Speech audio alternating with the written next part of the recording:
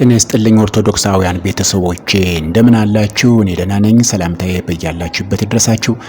ዛሬ ስለ ትዳር የተለያዩ ሐሳቦችን እየተመለከትን አብረን ቆይታ እናደርጋለን። በተለያዩ ክፍሎች ክፍል 1 ክፍል 2 እያልኩ ነው ወደ እናንተ ለማድረስ የሞከርኩት። በተለይ ለወጣቶች ወደ ትዳር መግባት የምትፈልጉ ከኢትዮጵያ ኦርቶዶክስ ተዋሕዶ ቤተክርስቲያን ከሃይማኖታችን አንጻር ወደ ትዳር ለመግባት የተቀደሰ ትዳር፣ ያማረ ትዳር፣ ስኬታማ ትዳር እንዲኖራችሁ የምትፈልጉ ከሆነ ማወቅ ያለባችሁን መሰረታዊ ጉዳዮች አንድ ባንድ እግዚአብሔር እንደፈቀደ ወደ እናንተ አደርሳለሁ። እስኪ ሰብስክራይብ እያደረጋችሁ ጀምሩ። ቤተሰብ እንሁን፣ እንማማር። እንግዲህ ትዳር ትልቅ ነገር ነው።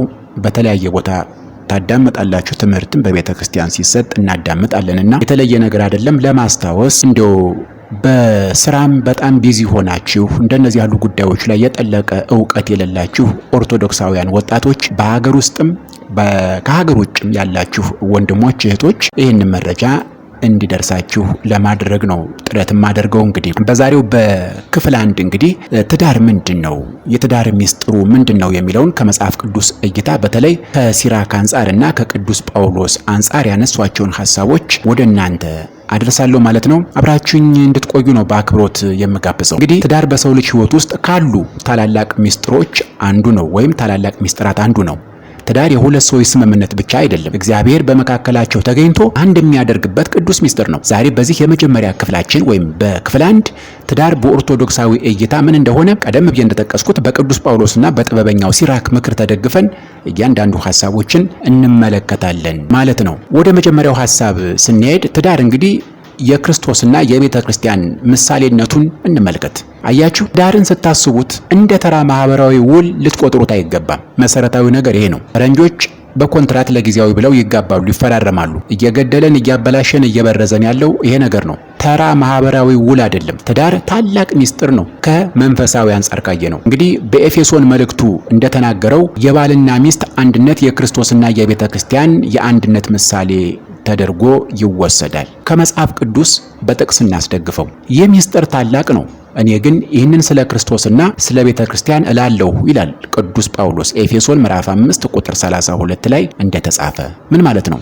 ክርስቶስ ቤተ ክርስቲያንን እንደወደዳትና ነፍሱን አሳልፎ እንደሰጠላት ሁሉ ባልም ለሚስቱ ሊሰዋላት ይገባል።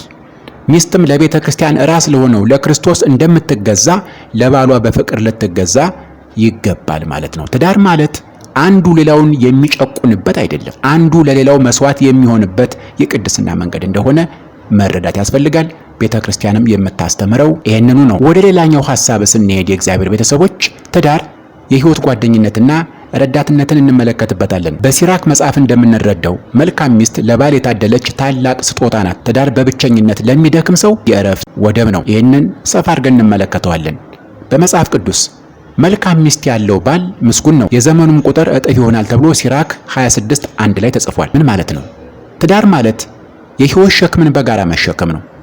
ለአንድ ሰው ብቻ የምንተው አይደለም፣ ለሚስት ወይም ለባል። ሲራክ እንደሚመክረን በትዳር ውስጥ የሚገኝ ሰላም ከወርቅና ከብርም ይበልጣል። ትዳር ምንድን ነው ለሚለው ጥያቄ ሲራክ የነፍስ ረፍትና የክብር ዘውድ ነው ብሎ ይመልስልናል ማለት ነው።